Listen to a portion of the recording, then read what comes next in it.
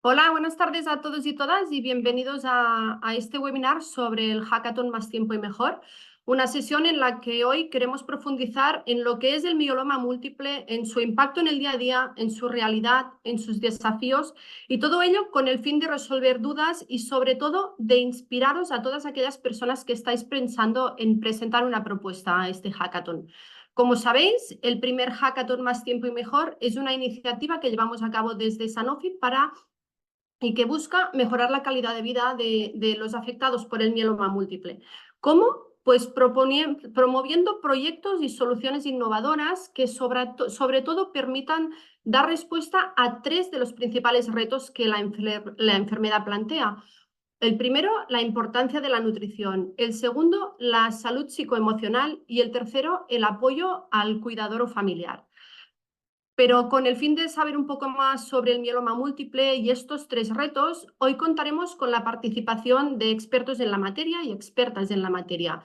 Para empezar, la doctora Esther González, del Servicio de Hematología del Hospital Universitario de Cabueñes, en Gijón, que nos hablará del mieloma múltiple. Luego seguirá la doctora Nuria Valdés, del Servicio de Endocrinología y Nutrición del Hospital Universitario de Cruces, de Vizcaya, que nos hablará de la importancia de la nutrición. Luego contaremos con la psicooncóloga Isabel López Domínguez, de la Asociación Española de Afectados por el Linfoma, el Mieloma y la Leucemia, AEAL, que nos hablará del impacto psicoemocional. Y finalmente el psicooncólogo Álvaro Golbano Navas, también de AEAL, que nos hablará de la importancia también de dar apoyo al cuidador y familiar. Les acompañaré yo misma, que soy Miriam Gifre, del Departamento de Comunicación de Sanofi. Y antes de empezar, pero cabe recordar que al final de la sesión, si tenéis alguna duda más, alguna pregunta, algo que queréis preguntar a cualquiera de las personas que nos acompañarán esta tarde, pues la resolveremos al final. Para ello, os recomendamos que utilicéis el apartado de preguntas y respuestas que encontraréis en la parte inferior de esta pantalla y al final de todo, pues intentaremos resolverlas todas, ¿vale? Y ahora sí, ya no me alargo más y comenzamos. Comenzamos con usted, doctora Esther González, y con la pregunta más esencial de todas.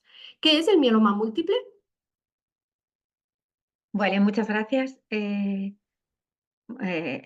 Espero que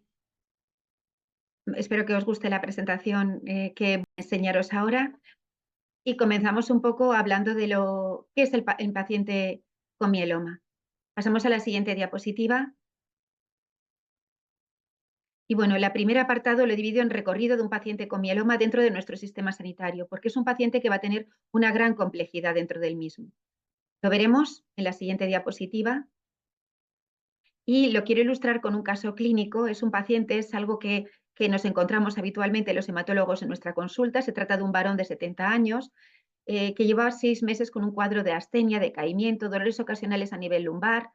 Él no quiere acudir a la consulta y al final, un poco impulsado por sus hijos, acude. La siguiente.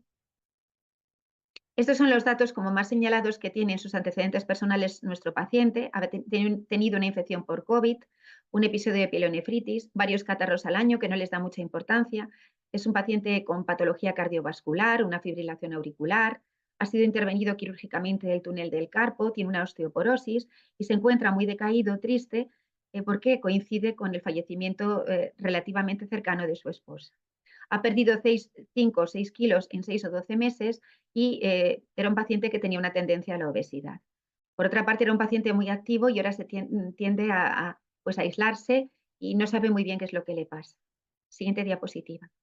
Aquí destacaría fundamentalmente a la hora de enfocarlo o buscar a nuestro paciente con una posible patología hematológica, las infecciones que ha presentado el paciente, el estado general anímico decaído, con astenia y esa pérdida de peso. Siguiente. Y este es un poco el recorrido que ha tenido este paciente. Es un paciente real de nuestra consulta del Hospital Universitario de Cabueñes. Debutó en octubre del 2018 con ese cuadro que os contábamos, que se atribuyó en un primer momento al fallecimiento de su esposa. Ha dado distintas vueltas por distintos especialistas, fundamentalmente de medicina de familia, luego traumatología, luego hasta que acaba en el servicio de urgencias y se le detecta al paciente una anemia importante, 7 gramos, y con una función renal con una creatinina un poco comprometida, de 1,8. Con esto, el paciente es enviado a urgencias. Siguiente. Con esta diapositiva intentamos ilustrar un poco lo que es el recorrido de un paciente con mieloma dentro de nuestro sistema sanitario. Un paciente como el caso que os he presentado es un paciente que acude a atención primaria en un primer momento porque se encuentra decaído, con astenia, con dolores musculares, mialgias y no se sabe muy bien cuál es el cuadro. En un primer momento se le atribuye, como hemos visto, a el fallecimiento de su esposa, luego a que tiene una lumbalgia, hasta que finalmente el paciente tiene una anemia importante y un deterioro de la función renal. Por tanto, el paciente tarda en llegar un poco al sistema sanitario y tardamos en detectar esta enfermedad. Una vez que se diagnostica, una vez que entra en el sistema sanitario, el paciente va a desarrollar una relación muy compleja con el médico hematólogo y con distintos especialistas a los que va a necesitar. El paciente va a entrar y salir del sistema sanitario en periodos que va a necesitar tratamiento, en periodos que va a estar en mantenimiento, en periodos en los que el paciente va a presentar recaídas. Por tanto, se trata de pacientes que tienen un largo recorrido, esa es la palabra clave para definir a estos pacientes dentro de nuestro sistema sanitario. Pero todo esto que os presento, ¿cómo se traduce? ¿Qué es un mieloma múltiple? Un mieloma múltiple no es un melanoma. Siguiente diapositiva. Siguiente diapositiva. El mieloma múltiple, vamos a contar un poquito la historia de cómo llegamos a ese concepto de mieloma múltiple. Pasa. Bueno, pues en el siglo XIX ya empezaban los primeros conceptos del doctor Samuel Molly hablando del caso de una chica de 39 años, muy joven, que presentaba un síndrome constitucional con dolores óseos, fracturas y aparición de bultomas. Ese mismo año, otro médico, el doctor Henry Vences Jones, detectó un paciente, un comerciante, que presentaba muchos dolores que le invalidaban, que le dificultaban caminar y en la orina se encontró una sustancia que fue lo que se conoció como proteína de Vences Jones. Eso fue los primeros, podemos decir, atisbos en los que se comentaba o se comenzaba a hablar del mieloma.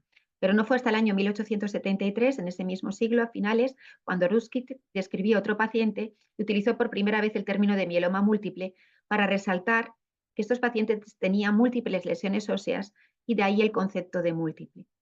Siguiente diapositiva. Y entonces es ahí donde entramos en lo que me parece más interesante comunicaros. Hemos empezado hablando de lo que es o cómo nos encontramos un paciente con mieloma múltiple, pero ¿qué es realmente? Pues no es más que una proliferación maligna de células plasmáticas. Proliferación maligna es lo mismo que neoplasia. Estas células plasmáticas no son más que linfocitos B en sus últimos estadios madurativos, como veremos en otra diapositiva, que van a proliferar y crecer e infiltrar la médula ósea y que habitualmente segregan una proteína que puede aparecer en suero y en orina y que puede provocar distintas lesiones. Sabemos que puede asociar pues, tanto insuficiencia medular, destrucción ósea, hipercalcemia, fallo renal e infecciones intercurrentes. Es la segunda neoplasia hematológica más frecuente y representa el 15% de las hemopatías malignas. La edad media suele estar relacionada más bien con el envejecimiento, con personas mayores. La edad media está entre unos 69 años, 65 a 70, y son pocos los pacientes que se diagnostican por debajo de los 40 años. La incidencia, aunque se desconoce realmente en nuestro medio, se supone que son 4 o 5 casos por cada 100.000 habitantes, pero sabéis que dentro de nuestro país existen diferencias probablemente relacionadas con el envejecimiento y se habla de la cornisa del noroeste, donde existe una mayor cantidad de pacientes con mieloma múltiple, fundamentalmente la zona de Galicia, Asturias y León. Siguiente diapositiva. Aquí, en esta diapositiva, lo que queremos ir demostrando, si me vas pasando, van a ir viendo los compañeros que están escuchando. Sigue pasando. Sigue.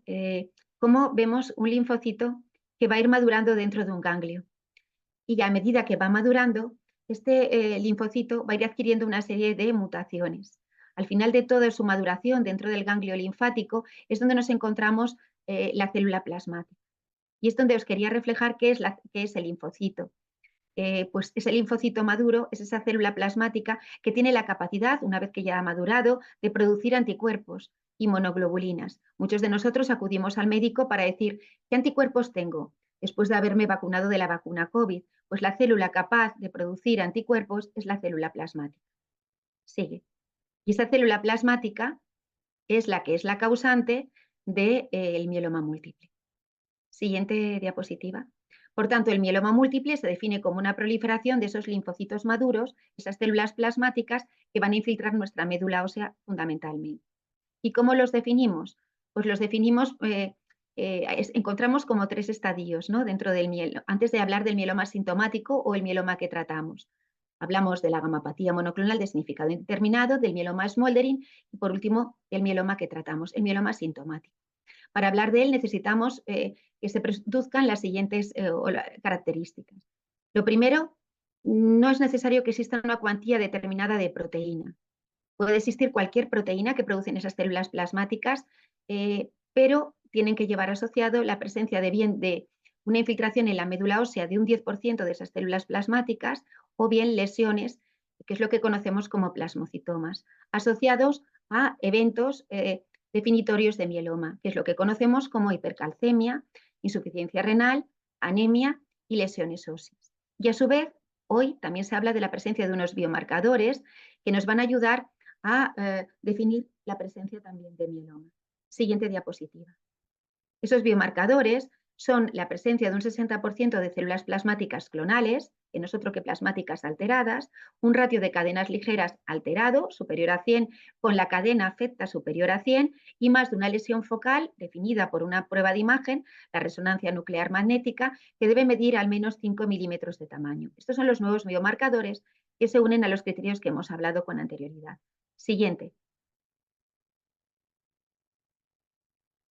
Por tanto, el mieloma múltiple, como decimos, esa proliferación de células plasmáticas, se caracterizan porque producen distintos tipos de anticuerpos. El isotipo más frecuente es el IgG, que está representado, como veis en la gráfica, en la mayor parte de los casos. También en un 20 o un 30% aparecen mielomas tipo IgA, y también aparecen mielomas que solamente aparecen en la orina, que serían de cadenas ligeras. Siguiente.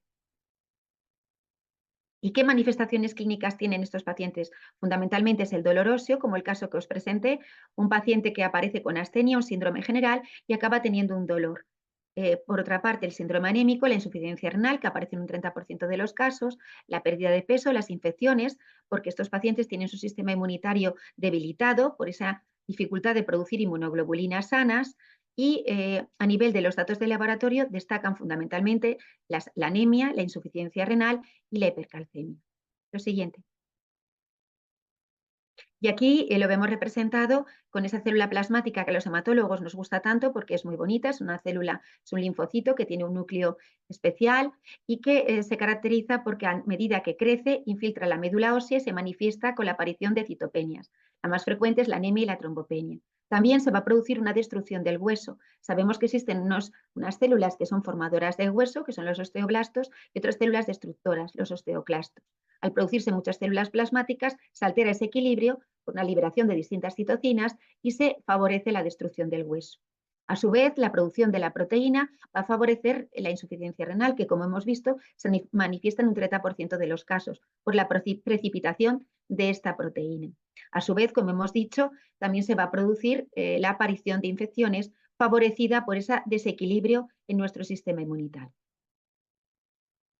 Siguiente diapositiva. Estas son las pruebas que habitualmente tenemos que hacer los hematólogos en nuestra consulta cuando nos encontramos un paciente como el caso que os presenté. Tenemos que hacer las pruebas básicas, hemograma, bioquímica, pero lo más importante es el proteinograma, lo que veis como proteínas totales, buscar también la proteína en orina, la dosificación de inmunoglobulinas y siempre acabar con la realización por el momento de un estudio de médula ósea, completándolo con estudios de genética y, por supuesto, las pruebas de imagen. Siguiente. ¿Por qué? Porque, como hemos visto, la mayor parte de los pacientes pueden presentar lesiones óseas. La localización más común suele ser la columna. Por eso muchas veces tardan en llegar a nuestra consulta porque los pacientes debutan con dolores lumbares y se atribuyen a lumbalgias. ¿Y cómo lo vemos? ¿Cómo vemos que realmente son lesiones líticas? Pues fundamentalmente mediante pruebas de imagen. La prueba de imagen más frecuente que tenemos que utilizar actualmente, siguiente diapositiva, es el TAC de cuerpo entero a baja dosis o el PET-TAC. Lo ideal sería el PET-TAC o, cuando no lo tenemos, pues recurrir a esa otra prueba. Si la prueba es positiva, pues ya tenemos el diagnóstico. Ante la presencia de una proteína en sangre y en orina y la presencia de lesiones óseas, tenemos que pensar que estamos ante un mieloma. Y si no es concluyente y el paciente se sigue quejando de que tiene dolor o es negativo, debemos recurrir a una resonancia que nos puede ayudar a filiar la presencia de esas lesiones. Siguiente diapositiva. Y por supuesto, no olvidarnos que la otra manifestación muy importante es la insuficiencia renal, que se caracteriza o la definimos por una creatinina mayor de 2 o un filtrado glomerular renal menor de 40 mililitros por minuto. Siguiente. Siempre que nos encontremos con un paciente con mieloma, tenemos que hacer todas las pruebas que veis ahí, es decir, continuar con el estudio de la orina, destacando fundamentalmente el estudio de albuminuria, el estudio mediante imágenes radiológicas y, si es necesario en ocasiones, cuando no tenemos todavía identificado el caso, recurrir a una biopsia renal. Siguiente. Y existen unos sistemas de estratificación que nos ayudan a determinar el pronóstico, que se basan fundamentalmente en la combinación de dos parámetros, una proteína que se expresa en todas las células, la beta-2 microglobulina, y cuando existe un tumor está sobreexpresado, y la albúmina. A todo eso se ha combinado o se ha añadido la LDH y los estudios genéticos, fundamentalmente con las alteraciones que veis en la diapositiva, la translocación 414, la 14D16 y la deleción del 17P, que son consideradas de mal pronóstico. Siguiente. Por tanto, ¿qué debemos valorar antes de poner un tratamiento a un paciente con mieloma? Pues debemos valorar fundamentalmente cómo se encuentra el mieloma, su edad, el estado funcional, las comorbilidades, el estado nutricional, porque, como hemos dicho, se trata de un paciente con una edad media de unos 69 años. Por tanto, la edad es importante. Y ese paciente va a traer en su mochila distintas enfermedades. También hay que evaluar cómo se ha presentado la enfermedad, si tiene mucha anemia, como hemos visto, si tiene mucha afectación renal, si tiene afectación extramedular con la presencia de lesiones óseas o masas, por la presencia de plasmocitomas o, como hemos dicho, que agrava el tratamiento, la presencia de insuficiencia renal. Y también, por supuesto, hay que tener en cuenta cada vez más hacer partícipe al paciente de cuáles son sus preferencias y qué es lo que desea, dónde vive, qué tratamientos tenemos disponibles para él, etc. Y quisiera acabar presentándoos que existen formas especiales, la siguiente diapositiva, formas especiales de mieloma. Es decir, la siguiente diapositiva. No todos los mielomas son iguales, aunque tengan estas características generales que hemos definido, presentan distintas manifestaciones y existen distintas formas. Aquí os voy a presentar rápidamente que nos podemos encontrar con la presencia de plasmocitomas óseos, es decir, pacientes que tienen una acumulación localizada de células plasmáticas en huesos o tejidos blandos en ausencia de afectación sistémica. ¿Qué quiere decir esto? Que no encontramos la proteína, que no encontramos la insuficiencia renal, que no encontramos una infiltración en médula ósea llamativa, y es cuando estamos hablando de plasmocitomas óseos, afecta a hueso, y extramedular cuando afecta a tejidos blandos, fundamentalmente los localizados en la zona nasal, senos paranasales o nasofaringe. Siguiente diapositiva. Aquí vemos una imagen de un plasmocitoma óseo solitario y un plasmocitoma extramedular que se localiza en la parte superior del paladar. Siguiente diapositiva. Existen otras variantes, el mieloma macrofocal, que son mielomas que tienen múltiples lesiones esqueléticas, con o sin masa de tejidos blandos, con menos de un 10% de células plasmáticas en médula y parece que tienen poca masa tumoral. Tienen menos anemia, menos insuficiencia renal y se caracterizan porque generalmente tienen un aumento de la LDH. Generalmente afecta a pacientes jóvenes y tiene una elevada supervivencia, superior a 8 años. Siguiente diapositiva. También existe el mieloma no secretor. Este es un mieloma que hay que pensarlo, porque muchas veces lo que nos ayuda es la clínica que presenta el paciente. Me acuerdo ahora de casos de pacientes que están dando vueltas con lesiones óseas y que nadie piensa, porque a veces aparecen ser relativamente jóvenes, nadie piensa en que puede tratarse de un mieloma múltiple por la ausencia del componente monoclonal en suero y en orina. Esa es la característica. Lo más frecuente es la aparición de esas lesiones líticas y que muchas veces la forma que nos ayuda a seguir a estos mielomas no secretores es un parámetro que son las cadenas ligeras libres en suero.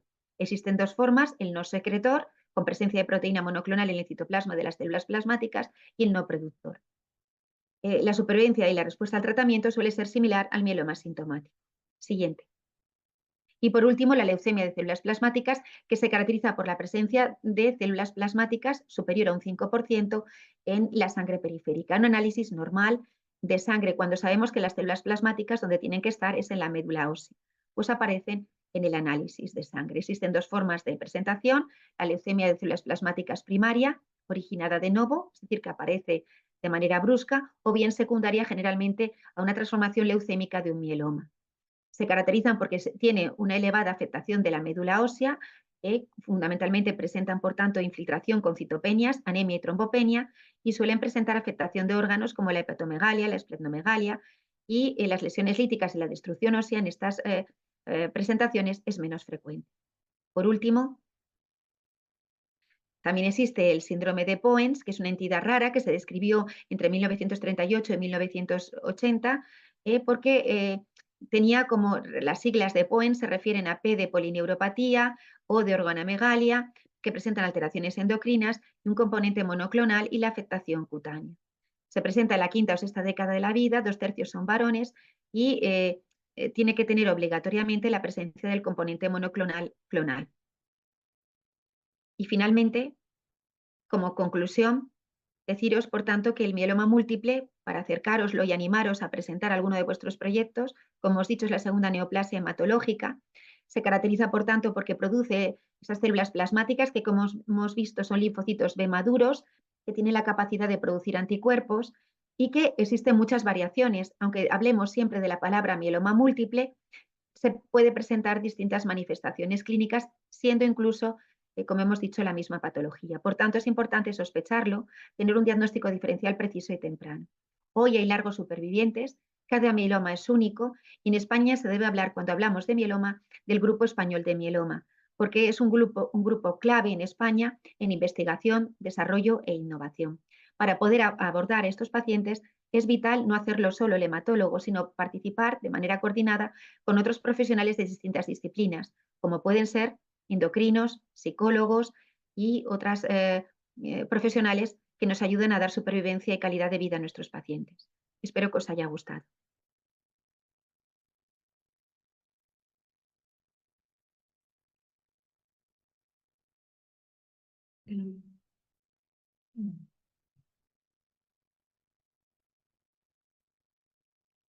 Ay.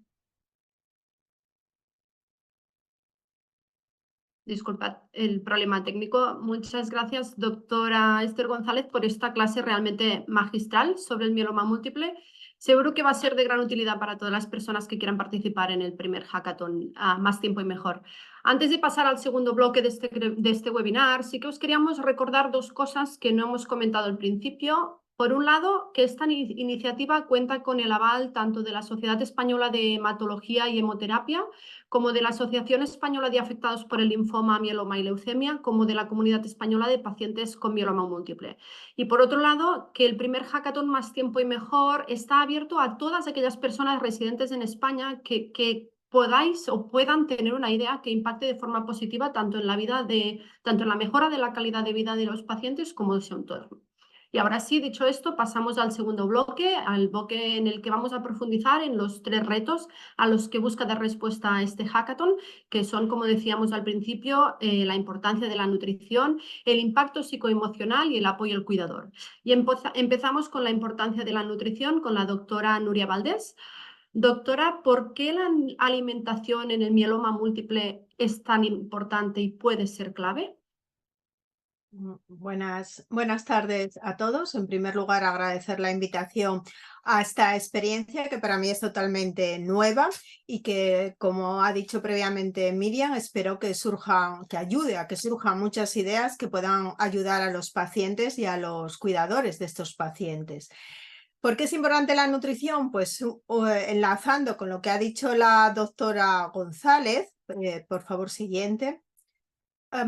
El mieloma produce un gran estado de inflamación sistémica y eso va a provocar un círculo vicioso, es decir, el paciente va a tener menos apetito, esta inflamación va a favorecer una pérdida de masa muscular, la pérdida de apetito va a hacer que pierda peso, por lo cual va a disminuir su actividad, va a tener astenia, dolor y todo ello va a favorecer depresión. Además de por la enfermedad ya de por sí, también los distintos tratamientos van a favorecer todo este círculo, como es, por ejemplo, como saben ustedes, la quimioterapia que produce mucositis y también va a alterar la composición corporal, es decir, menos masa muscular y más masa grasa. Siguiente, por favor. Todo ello va a favorecer lo que conocemos como desnutrición. ¿Por qué es importante? Pues es muy importante porque, como pueden ver en la diapositiva, va a empeorar el pronóstico de la enfermedad. Va a disminuir la calidad de vida porque va a tener menos actividad, va a empeorar los resultados de los tratamientos y además va a aumentar los efectos secundarios de estos tratamientos, también las complicaciones después de las intervenciones y sobre todo va a empeorar el pronóstico de vida. Siguiente, por favor. ¿Y cómo diagnosticamos la desnutrición? Pues ni siquiera los profesionales estamos muy de acuerdo, aunque en los últimos años estamos utilizando estos criterios, lo que se conoce como criterios Glean, que como pueden ver se compone de dos criterios, criterios fenotípicos y criterios etiológicos. Hay que cumplir uno de cada. He marcado que, como pueden ver y como he explicado previamente, en el mieloma ya hay un estado de inflamación, con lo cual solo habría que cumplir otro de los criterios. Uno de los más frecuentes o más fácil de determinar es la pérdida de peso o el índice de masa corporal bajo. Si uno ha perdido en torno a un 5 o 10% de su peso en los últimos meses, ya se le consideraría un paciente desnutrido. También se puede valorar, como hemos dicho previamente, la masa muscular, es decir, la masa muscular también entra dentro de los criterios para considerar a un paciente desnutrido. Siguiente, por favor. Y si estamos ante un paciente desnutrido o que puede estar en riesgo, lo cual es muy importante sospecharlo, porque no tenemos que esperar a que ya el paciente esté desnutrido, es decir, a que uno ya haya perdido peso.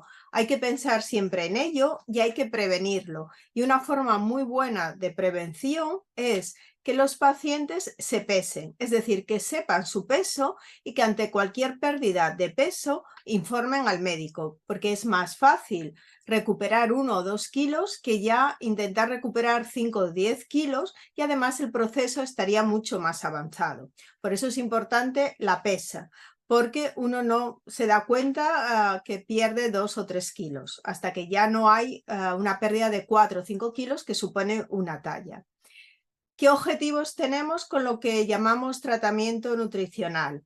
Pues, lógicamente, revertir todo el proceso que he explicado previamente, es decir, intentar aumentar el aporte de energía y proteínas, preservar la función física, preservando y mejorando esa masa muscular y disminuir el riesgo de que los fármacos no hagan su efecto o tengan efectos secundarios. Y, por supuesto, lo más importante, mejorar la calidad de vida.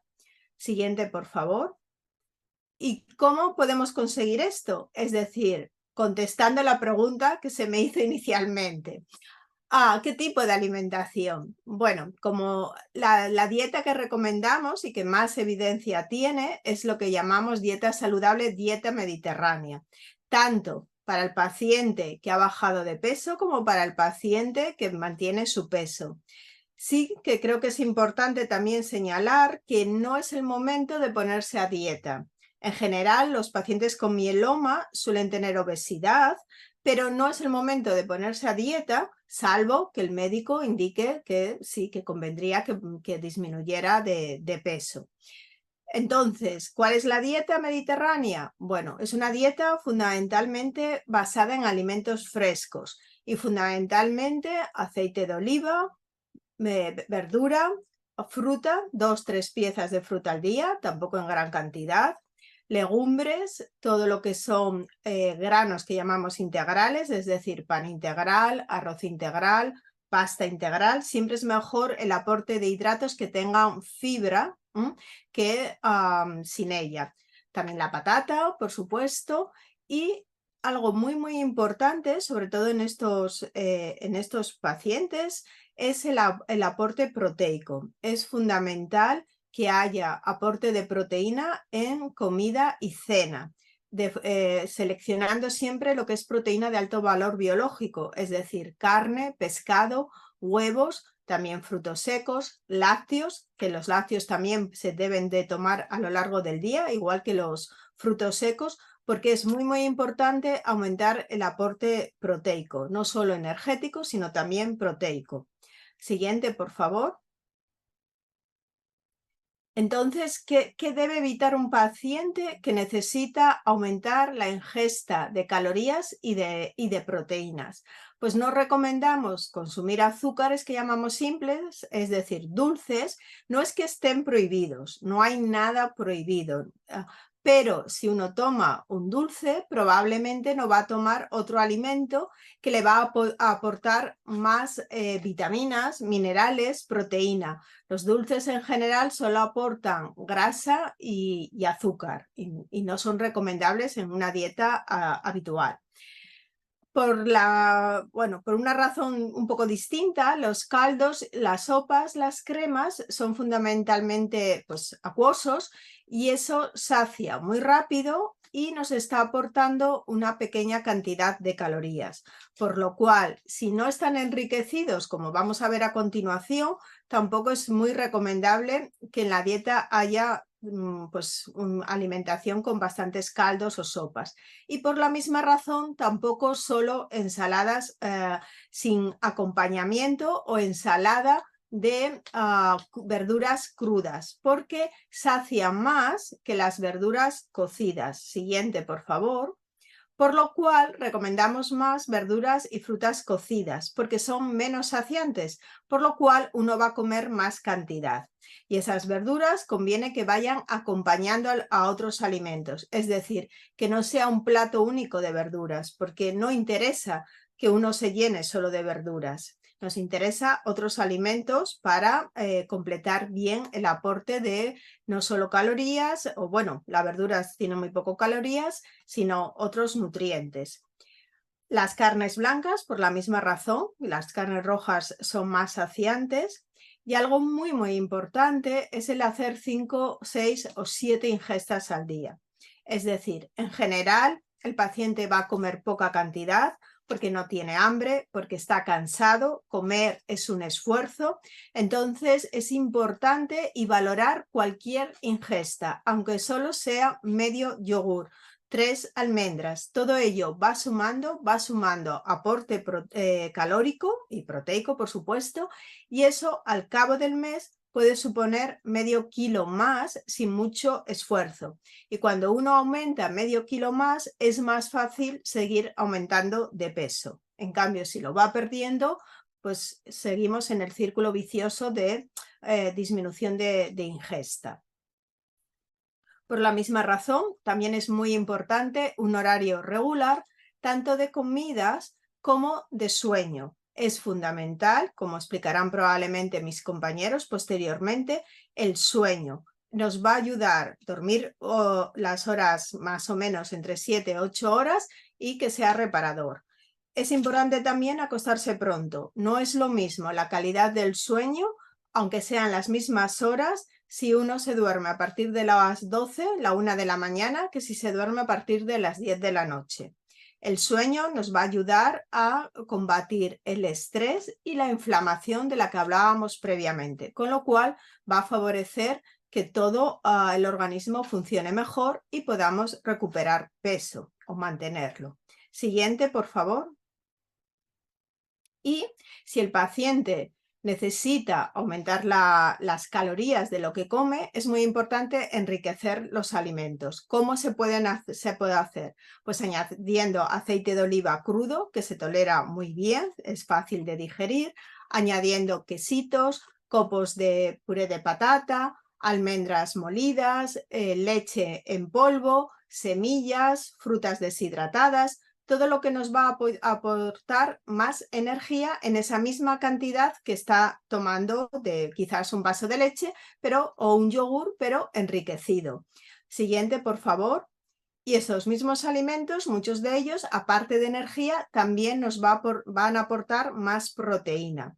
Y también podemos enriquecer con clara de huevo, con queso fresco batido, con salsa bechamel, con hummus, es decir, intentar que todo, aunque sea poca cantidad, pero muy enriquecido. Si con todo ello no es suficiente, solemos añadir o tenemos que añadir lo que conocemos como suplementos orales. y que normalmente se dice batidos, pero que no es correcto porque no es un batido, es un fármaco y como tal se debe tomar. Es decir, no debe sustituir a la comida normal porque queremos y es importante que el paciente se alimente con una alimentación pues, equilibrada, variada y natural, pero aparte tendría que tomar estos suplementos, intentando que sea después de las comidas o entre comidas en pequeñas cantidades. Siguiente, por favor. Y tan importante como comer es importante el ejercicio. Lógicamente un ejercicio controlado según pueda el paciente, no gran cantidad, porque si no también va a favorecer la pérdida de peso, pero para ganar músculo es importante y para ganar fuerza es importante ejercitarlo.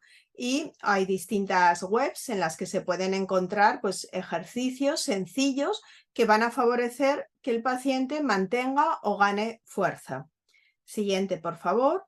Y muchas gracias y recordar los 3 pilares: dieta, ejercicio y sueño. Muchas gracias.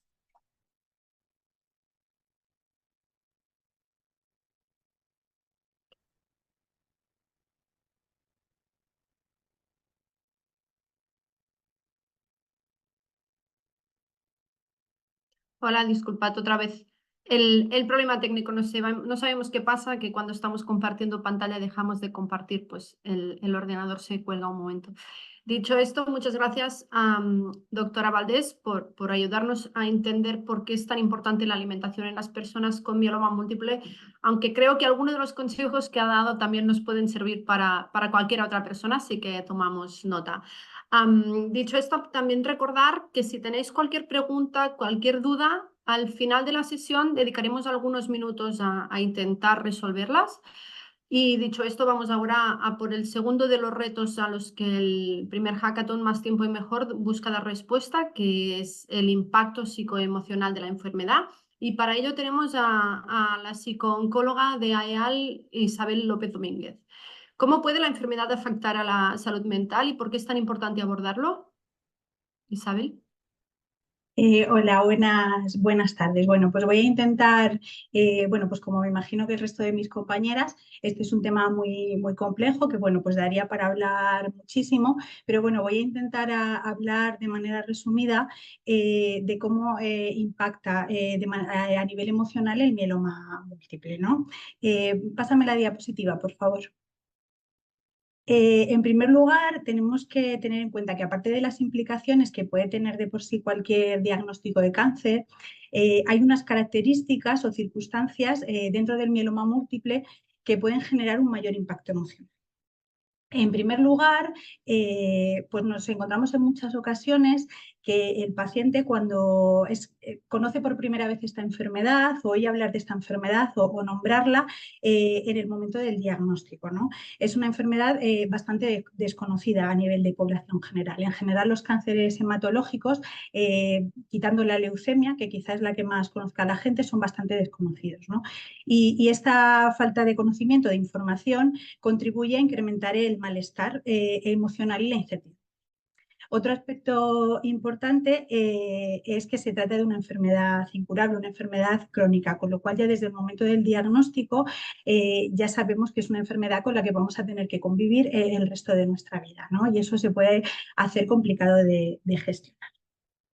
Luego nos podemos encontrar con otras dos situaciones que yo creo que también generan más impacto emocional, ¿no? Lo ha comentado la doctora, ¿no? A veces la doctora González en la primera ponencia.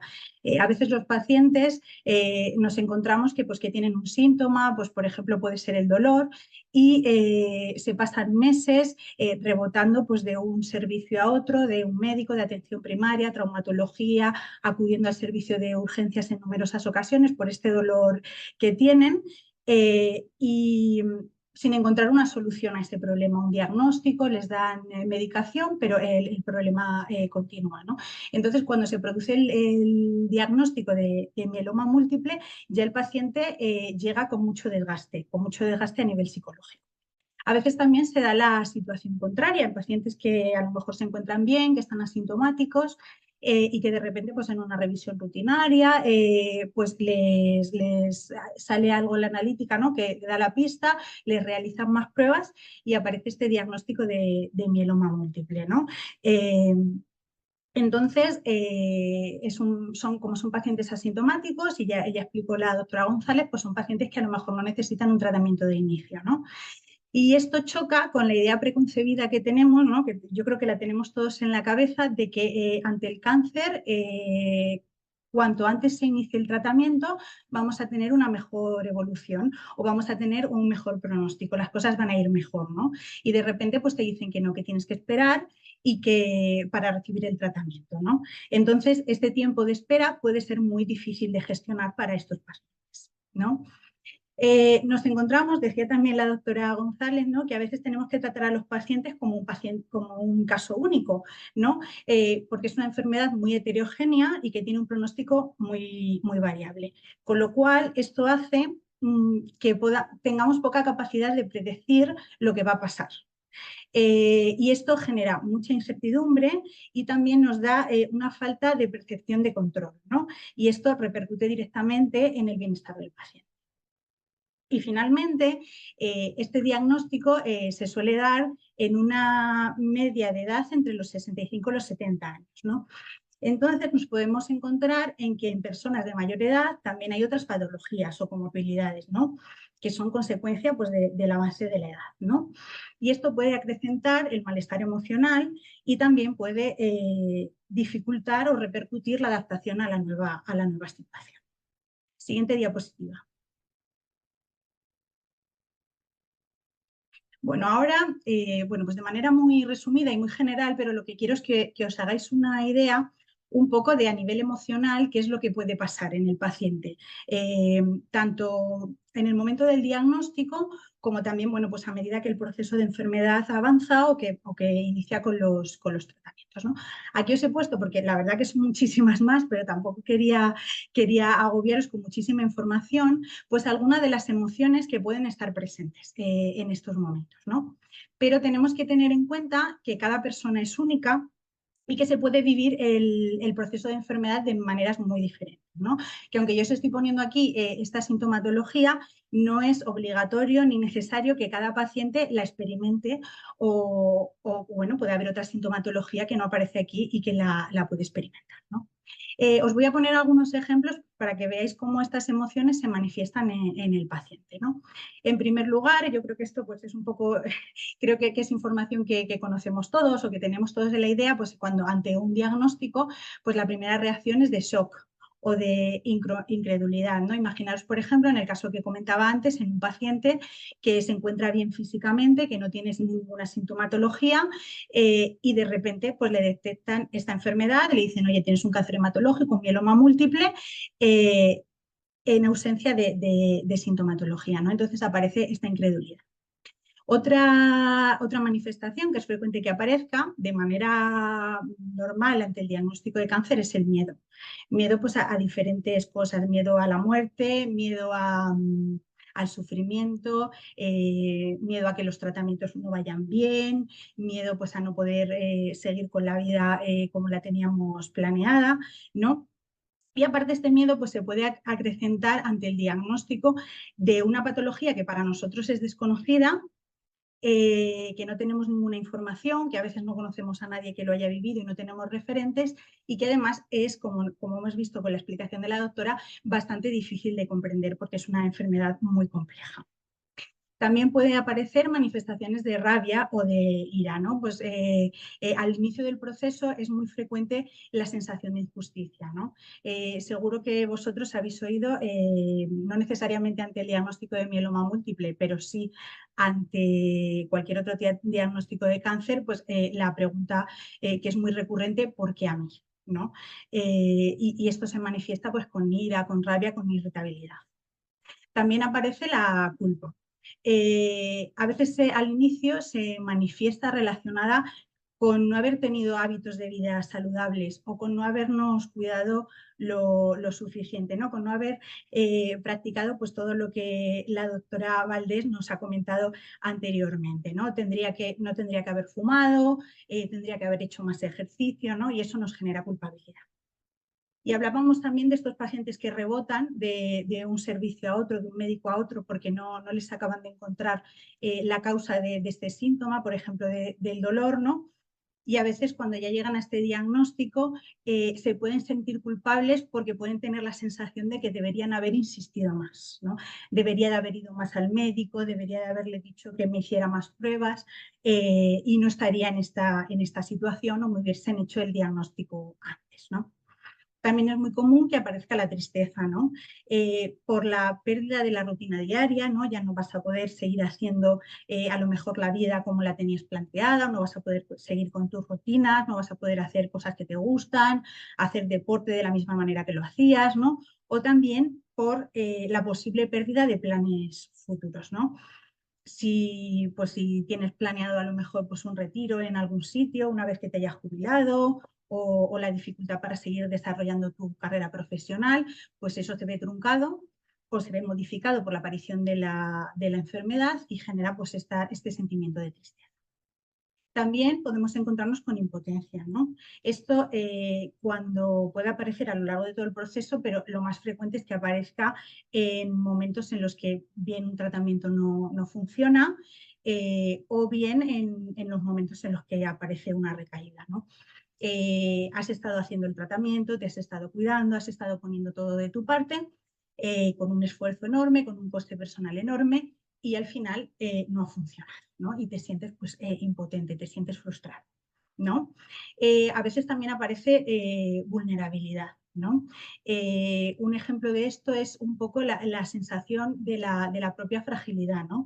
Ser conscientes de que la propia vida puede estar en riesgo, ¿no? Anteriormente, pues vivimos como si no nos fuera a pasar nunca nada y bueno, pues ante una enfermedad de estas características grave, pues podemos sentir el hecho de que, bueno, pues que en cualquier momento, pues podemos perder la vida, ¿no? Y que ya no es una cosa infinita, ¿no? También, que esto es una cosa que a lo mejor os puede llamar la atención porque siempre estamos más centrados en la sintomatología desagradable, ¿no? En la que nos resulta molesta, en la que nos resulta aversiva, pues también aparece sintomatología que podemos considerar agradable, ¿no? Por eso pongo aquí pues alivio o tranquilidad, ¿no? Obviamente podemos sentir alivio cuando un tratamiento finaliza y ha sido efectivo, tenemos buenos resultados, ¿no? Pero también nuevamente insisto en el caso anterior, ¿no? Cuando por fin damos con un diagnóstico después de estar semanas, meses de un lado para otro y por fin le ponen nombre a lo que nos pasa y nos plantean opciones de tratamiento, también nos podemos sentir aliviados, ¿no? Por fin sabemos lo que nos pasa y sabemos que se pueden hacer cosas para atajar esto que nos está pasando. Y luego finalmente soledad o aislamiento. Esto se puede producir bien porque la persona pues tiende a lo mejor a aislarse porque quiere proteger a sus seres queridos, quiere pues que las personas que están a su alrededor no sufran y entonces pues tienden a aislarse, a no contar, a no hablar de lo que están pasando, del sufrimiento, de todo esto para que los familiares a su vez no sufran, ¿no? Y también a veces se genera una sensación de incomprensión, ¿no? Los pacientes se encuentran que por parte de su entorno, de sus familiares o de las personas que tienen más o menos cercanas, pues no les comprenden, ¿no? O como no están en su misma situación, no son capaces de saber cómo se sienten, ¿no? Y esto también muchas veces lo favorecemos las personas desde fuera, ¿no? Porque pues tendemos un poco a decir a la gente pues que no se preocupen, que no lloren, bueno, pues a cortar toda esa comunicación un poco de de la parte esta más emocional, ¿no? Y también pues lanzamos mensajes de tienes que ser más positivo, tienes que ser más optimista, en momentos en que realmente pues es difícil ser positivo o a veces es imposible ser positivo, ¿no? Con lo cual pues las personas se sienten incomprendidas o se pueden sentir frustradas de intentar sentirse de una manera que no es la que corresponde. Todas estas emociones no son en sí patológicas, son emociones que son normales y que además son necesarias como parte del proceso de adaptación. ¿Cuándo sería necesario abordar por parte de un profesional esta sintomatología? Pues en el momento en que la intensidad, la duración o la frecuencia de estas emociones sea tal que interfiera de manera considerable con nuestra vida diaria, que interfiera con las rutinas que nosotros tengamos y que no podamos continuar un poco con el día a día. Siguiente diapositiva. Y ya para finalizar, pues un poco la pregunta, ¿no? ¿Por qué es importante abordar psicológicamente pues esta sintomatología que presentan los pacientes con mieloma múltiple, ¿no? Pues porque un mejor manejo de la sintomatología psicológica permite una mejor adaptación y afrontamiento del proceso de enfermedad y de los tratamientos. Y esto repercute de manera directa en la calidad de vida del paciente. Un paciente que gestiona o que maneja de manera adecuada sus emociones es un paciente que se encuentra más ajustado al momento que está viviendo y que llevará mucho mejor todo el proceso y afrontará los tratamientos y la adherencia a los mismos de una mejor manera. Siguiente diapositiva. Y nada, simplemente pues para finalizar, espero que bueno, pues este resumen nos haya dado un poco la visión de cómo es este mundo psicológico, esta parte emocional de los pacientes con mieloma múltiple y muchas gracias. Muchas gracias a ti, Isabel. Vamos un poquito mal de tiempo. Me sabe mal, pero vamos a pedirte, Álvaro, si puedes agilizar un poco, porque ya hay alguna pregunta en el chat. Pero bueno, vamos a dedicar el tiempo necesario igualmente a la importancia de cómo el mieloma múltiple impacta también el entorno del paciente. Álvaro, cuando quieras. Perfecto. En cuanto esté disponible la presentación.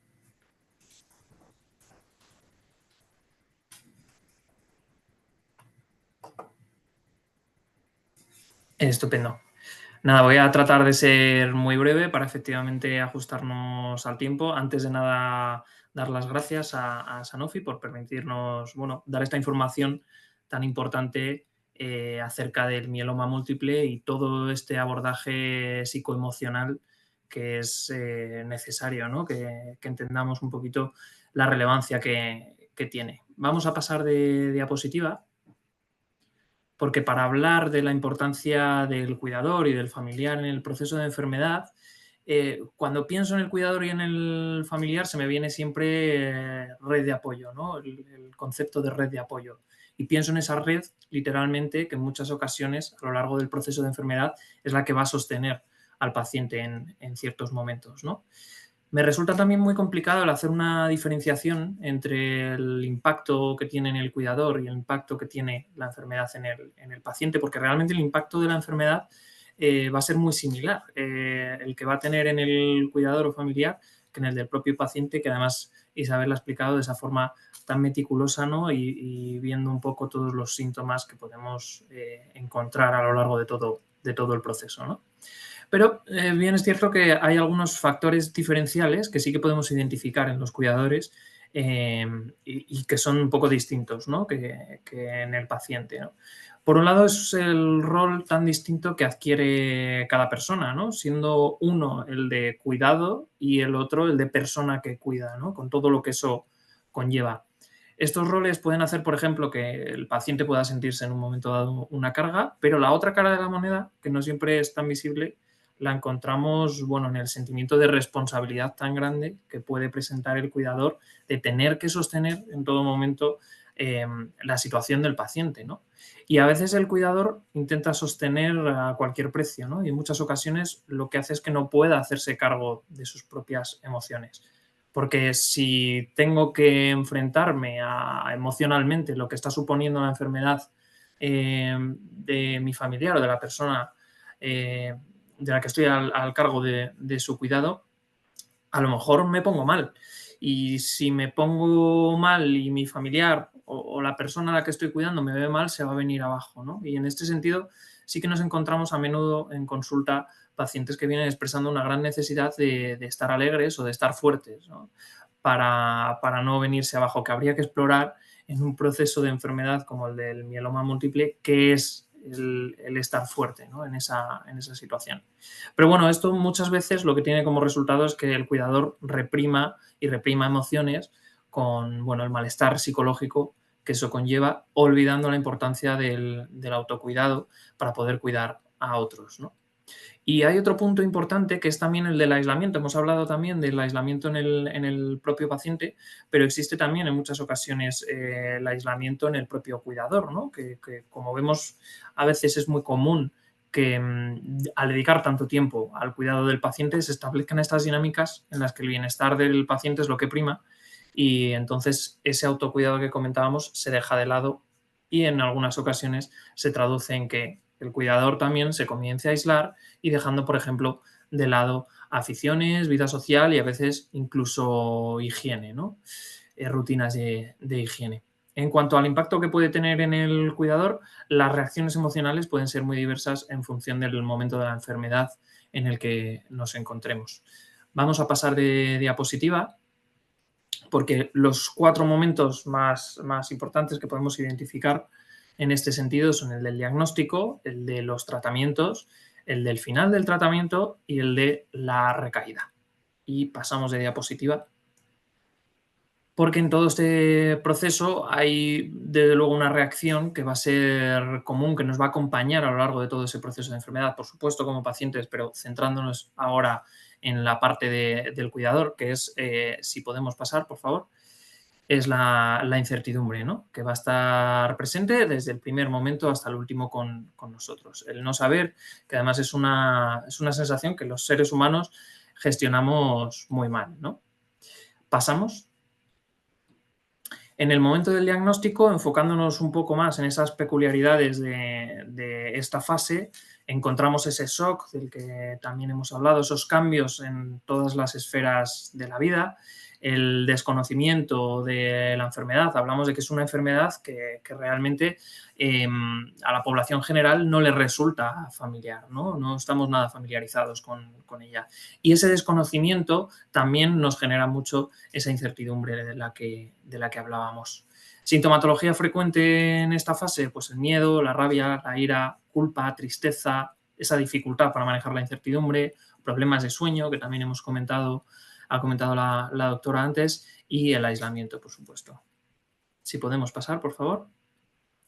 En la fase de los tratamientos, ¿no? Tenemos un poco el momento de tener que lidiar con esos efectos secundarios, que por supuesto la persona que más lidia con ellos es el propio paciente, pero como familiares o como cuidadores, a menudo tenemos que saber lidiar también con ver esas limitaciones físicas, el malestar de la persona a la que estamos cuidando y a menudo eso implica también el hacer ese abordaje, ¿no? a nivel psicológico. Se establecen también esos cambios de roles muy importantes, a menudo incluso a nivel laboral es necesario hacer reajustes como cuidadores para poder adaptarnos a las citas médicas o a las pruebas que pueda tener el paciente, acompañarle al hospital. Entonces, hay unos cambios de roles que, desde luego, también nos afectan a nivel psicológico de una manera notable. Por supuesto, es un momento de menor autonomía del paciente y, por lo tanto, de mayor dependencia del cuidador. Y es un momento en el que se puede dar mucha sobreprotección, ¿no? por parte del cuidador al paciente, que ahora lo comentaré con más detenimiento. Sintomatología frecuente en este momento, pues miedo, culpa, tristeza, dificultad de nuevo para manejar la incertidumbre, problemas de sueño y aislamiento. Si podemos pasar a la siguiente. tenemos el momento del final del tratamiento, ¿no? Que es un momento también un poco controvertido porque, bueno, se da por un lado ese espaciamiento de las consultas, esa recuperación de hábitos y de rutinas, esa adaptación a la nueva situación, y también se puede dar por parte del cuidador, de nuevo, esa sobreprotección, ¿no?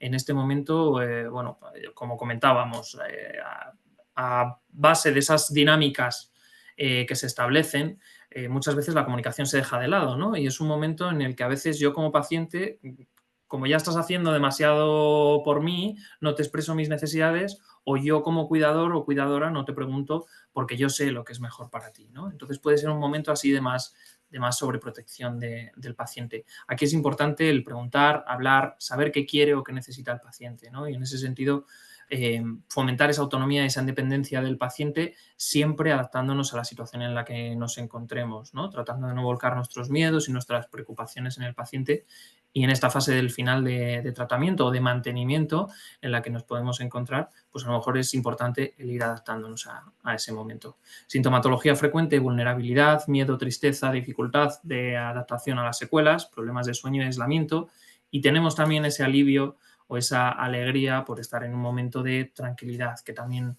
comentaba anteriormente Isabel en su presentación. Si podemos pasar a la siguiente. En el momento de recaída, pues por supuesto son frecuentes esos pensamientos de que lo que llevamos hasta ahora no ha servido de nada, de que nos toca volver a empezar, ¿no? Volvemos a la casilla de salida y por lo tanto reconectamos con miedos y emociones pasadas que podemos haber sentido en otros momentos de la enfermedad, como puede ser el propio diagnóstico, ¿no? Sintomatología frecuente en este momento, bueno, pues ese sentimiento grande de fracaso, desconfianza, miedo, tristeza, rabia o ira, problemas de sueño y, de nuevo, ese aislamiento que, como vemos, muchos de ellos son muy, muy comunes, ¿no? en todas estas fases de la enfermedad, del mieloma. Si podemos pasar a la siguiente.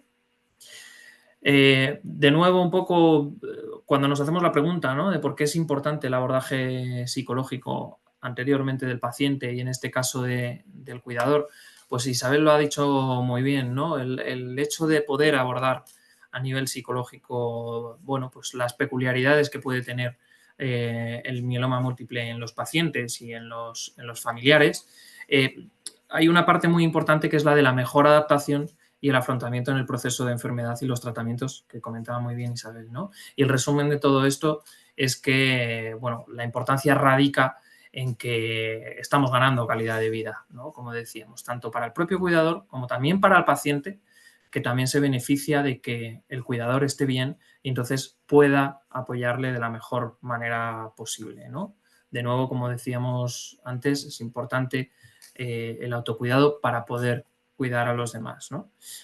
Para ello es esencial que el cuidador o el familiar pues, pueda adquirir las herramientas que le permitan parar, escucharse, dar espacio a las emociones que pueda experimentar y que pueda expresarlo y compartirlo también para sentirse comprendido y acompañado en el proceso, ¿no? Porque a veces esa incomprensión, que de nuevo también observábamos en el paciente, puede ocurrir en el cuidador, ¿no? Que a lo mejor en su entorno familiar sí que se siente comprendido porque están todos un poco en esa misma situación, pero sale de ese entorno y a lo mejor fuera no se entiende muy bien el proceso por el que pueden estar pasando en ese momento, ¿no? Entonces, por eso la importancia de poder escucharse, de poder entenderse, de poder dar espacio a esas emociones y de poder expresarlas y compartirlas para sentirse comprendido y acompañado. Y por supuesto que si la persona siente que la situación le resulta muy difícil de manejar, que siempre es importante el tener la posibilidad de solicitar ayuda profesional si así lo desea y que esa ayuda profesional le permita adquirir esas herramientas que no hemos podido gestionar por nosotros mismos. Y así pasamos a la siguiente. Con esto terminaríamos y nada, muchas gracias por escucharme. Muchas gracias a ti, Álvaro. Creo que lamentablemente muchas veces no somos del todo conscientes de cómo determinadas enfermedades pueden llegar a impactar el entorno de un paciente. Así que gracias, Álvaro. Antes de pasar al turno de preguntas, que afortunadamente tenemos algunas cuantas, solo decir que también es importante recordar que estos son los 3 retos que el primer hackathon Más Tiempo y Mejor propone intentar dar respuesta, pero que cualquier persona que tenga una idea que pueda impactar de forma positiva en la calidad de vida, en la mejora de la calidad de vida de pacientes o entorno, puede presentarla como un reto libre. Y ahora sí os pediría a las 4 personas que habéis intervenido que os activarais el micro y la cámara, porque tenemos varias preguntas en el chat.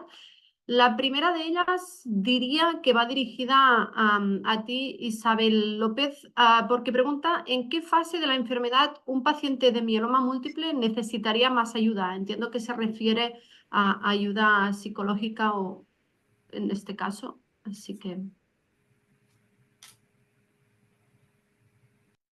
Vale, a ver, pues como he comentado antes, realmente no podemos a lo mejor predecir un momento en el que el paciente va a necesitar más o menos ayuda, porque como he dicho, pues cada paciente es único y vive su propio proceso de diagnóstico de enfermedad de manera diferente. Pero yo creo que en este caso de mieloma múltiple, pues quizá un buen momento para iniciar esa ayuda o un poco de soporte o poner unas pautas, simplemente es el momento un poco del diagnóstico, ¿no? Que es cuanto más incertidumbre hay, más dudas hay, puede haber más intensidad emocional, ¿no? Porque al final pues un diagnóstico de cáncer siempre es algo inesperado, siempre es algo sobrevenido, ¿no? Y nos puede resultar difícil de gestionar, ¿no? Ahí también podemos poner unas pautas o algunas pequeñas indicaciones para la fase de tratamientos, que a veces también puede ser compleja. Y también yo creo que otro momento principal sería el momento de la recaída, ¿no? Porque nuevamente pues aparecen miedos, aparecen nuevas emociones, pues toda esa impotencia, esa frustración, esa sensación de injusticia, ¿no? De que hemos puesto tanto esfuerzo, hemos hecho tanto para estar bien y nuevamente volvemos a empezar y bueno, pues tenemos esa sensación de que bueno, pues a veces es como, bueno, ¿cuántas veces voy a tener que hacer esto? ¿Será posible que en algún momento pues esto se logre controlar o esto, ¿no? Entonces yo diría que quizá esos son los 2 momentos. Si hay que definir alguno, sería el diagnóstico y luego el momento de la recaída, si es que la hay. Muchas gracias. Otra pregunta, en este caso es para usted, doctora Valdés, porque preguntan qué consejos nutricionales daría a un paciente con mieloma múltiple que experimenta pérdida de apetito. Bueno, gracias por la pregunta. Es complicado, lógicamente, el luchar contra esa inapetencia, ¿no? Y ver la comida, pero es muy importante, como expliqué, que el comer poco y a menudo ayuda a aumentar esa ingesta. Si uno deja de comer y cada vez come menos, cada vez cuesta más el aumentar la ingesta. Por muchas razones, uno va perdiendo la sensación de apetito y aparte va perdiendo fuerza. Y necesitamos fuerza para comer. Comer es cansado, aunque cuando estamos bien no nos damos cuenta de ello, ¿no? Entonces, es complicado explicar al paciente o que el paciente acepte que comer tiene que ser como tomar el fármaco. Igual que tomar los fármacos, que a veces tienen que tomar pues muchísimos fármacos, comer a poquito, lo que habíamos hablado, no hace falta un gran plato, pero sí muy poco y a menudo, continuamente estar picando algo saludable, pues como puede ser yogur, como puede ser leche, los frutos secos, queso, puede ser lógicamente luego lo que es comida, procurar a lo mejor trozos pequeños, todo de fácil digestión, por ejemplo, todo con más bien salsas que favorece que no esté seco, favorece deglutirlo mejor. Luego lo que hablábamos, enriquecer para que esa poca cantidad sea rica en energía, en calorías y en proteínas. Entonces son todo pequeños trucos, pero sí que es muy importante que en general el paciente es reacio a ello, no apetece comer, con lo cual, bueno, pues cada vez se come menos y lo que son pues desayuno, comida y cena. Es importante medio yogur, 2 cucharadas, no importa, no hace falta acabarlo, se queda en la nevera y luego otros 2 yogures o yogur bebible, en vez de tomar agua, tomar yogur a sorbitos. también lo que he comentado, si la situación es importante o bueno, hay que valorar, pues lógicamente le tiene que ver un especialista o comentárselo a su médico hematólogo y se puede plantear dar suplementos. También hay proteína en polvo que para enriquecer en proteína. Luego también estar entretenido, intentar salir, todo eso también aumenta el apetito, estar en casa sin hacer nada o deprimido, quiere decir, hay que salir de casa aunque sea a sentarse fuera, eso también ayuda bueno, a mantener mejor el ánimo, como han dicho los compañeros, y todo eso es un círculo vicioso, igual que dormir, descansar, intentar mantener horarios, es fundamental. Hay recomendaciones, todas las recomendaciones que comenté están en la página web de nuestra sociedad, de la Sociedad de Endocrinología y Nutrición, con lo cual, bueno, pueden acceder a ellas fácilmente. Bueno, en relación a este último punto, hay una tercera pregunta que es ¿qué tipo de información y recursos deben buscar los pacientes recién diagnosticados de mieloma múltiple para comprender mejor su enfermedad? Entiendo que una de esta información podría ser sobre la nutrición, pero ¿qué otra información podrían buscar, doctora González, por ejemplo? Bueno, gracias por las preguntas también. Bueno, ¿qué tipo de información? Lo primero yo creo que, y clave, es confiar en el médico el médico hematólogo que le transmite y que va a ser el fundamental en todo el proceso de la enfermedad. En todo ese recorrido que habíamos dicho, es un largo recorrido. Entonces, confiar en el médico hematólogo y preguntar pues todas aquellas dudas o, como dice mi compañera Nuria, pues si hay algún problema en cuanto a la nutrición, etcétera, y si es necesario introducir pues la ayuda de un nutricionista u otro tipo de experto, pues introducirlo. Pero está claro que la clave ahí, a mí a veces me asusta un poco, ¿no? La información que proporcionan las redes sociales, o tiene que ser una información conducida. Es cierto que quiero decir, conducida, orientada, porque a veces, como cada mieloma es distinto uno de otro, pues a veces tú coges información o un paciente pues piensa que tiene un mieloma determinado y resulta que tiene una característica genética o algo que le marca la diferencia. Creo que hay que ser prudente en cuanto a la información. Y a la hora de buscar información, yo creo que está bien formar parte de algún tipo de sociedad, porque creo que siempre para reivindicar los derechos de los pacientes con mieloma o conseguir algún tipo de beneficio, siempre es mejor formar parte de una sociedad como colectivo de pacientes que no ir de forma individual. Entonces yo creo que la comunidad, por ejemplo, española de pacientes con mieloma es la única sociedad exclusivamente de pacientes con mieloma. Entonces yo creo que ha avanzado mucho en cuanto a la información, porque realmente esa sociedad solamente proporciona información, igual que habrá otras asociaciones de pacientes, ¿no? Pero yo creo que la información y los recursos deben ser buscados dentro de unos cauces orientados con el médico hematólogo y, por supuesto, si tú no tienes confianza suficiente con tu médico para que te transmita pues entonces algo falla ahí, porque si no eres capaz que va a ser un proceso muy largo, es lo que decimos, a lo largo, pues un paciente con mieloma puede estar más de 10 años contigo. Entonces, es importante, y como decían mis compañeros, tanto Álvaro, que lo explicó muy bien, como Isabel, yo creo que es importante, pues siempre que se pueda, reconfortar, ayudar, y está claro que solo un hematólogo no puede, es decir, que es importante figuras como las de ellos para poder conseguir algo con nuestros pacientes. No sé, entrar así, no sé qué piensan ellos, qué piensa Álvaro o Isabel para que ellos, pero realmente libremente acceder a las redes, a mí pues personalmente pues creo que me asusta, ¿no? Tiene que ser siempre pues orientando tú un poco al paciente. Y a mí, de hecho, a veces cuando me pregunta algún paciente, incluso, porque claro, el nivel cultural, todo es distinto, pues les busco hasta páginas web, les digo, mira aquí, si quieres conseguir esta información, tal. Creo que es importante, pues quizás ahora incorporar cuando diagnosticas un paciente, según el tipo de paciente que tienes delante y las características, sus expectativas, lo que desea, pues también ayudarle a canalizar esa información, porque buscarla van a buscar. Es decir, Tienen que encontrarla rigurosa, ¿no? claro, Rigurosa y... encontrarla, sí, lo más adecuada para ellos. Quiero decir que, porque tú también conoces al paciente que tienes delante, entonces cada paciente, pues unos son más temerosos, otros... Es importante que el paciente con mieloma esté bien informado. Creo que debe estar bien informado. Entonces yo a veces me siento incluso al lado de ellos para explicarles que cuando vengan a la consulta yo les diga cómo va su enfermedad, a qué parámetro me estoy refiriendo para que ellos lo sepan. Y les pongo, ahora cómo estamos, con el fútbol Sporting, que si sube a primera, que si no sube, que si... Pues les pongo el ejemplo del Sporting y de todos los jugadores, ellos se lo saben todos.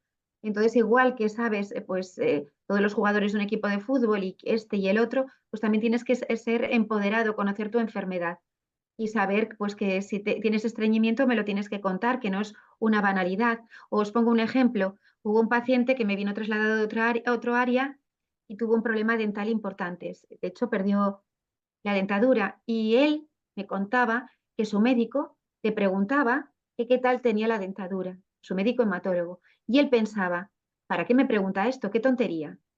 Y entonces él no le contestaba, pues bien, por quitárselo de en medio. Y no se daba cuenta de que estaba recibiendo un fármaco, los difosfonatos, que podían tener alteraciones dentales importantes. Entonces él, quiero decir, si tú no le explicas al paciente por qué le haces esa pregunta, porque por prisa o tal, y la dentadura, no, mira, te estoy preguntando esto porque, claro, son pacientes, insisto, largo recorrido, muchos tratamientos, muchas líneas.